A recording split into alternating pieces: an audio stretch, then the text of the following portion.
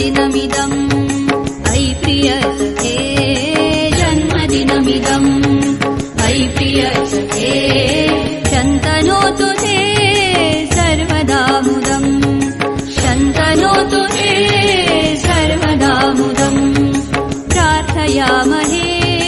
भवशतायुषी प्रार्थयामहे भवशतायुषी ईश्वरः सदा त्वां च रक्षतु ईश्वरः सदा त्वां च रक्षतु पुण्यकर्मणा कीर्तिमर्जय पुण्यकर्मणा कीर्तिमर्जय जीवनं तव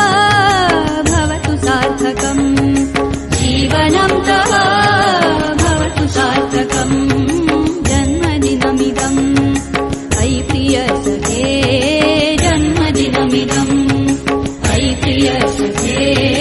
शन्तनोतु ते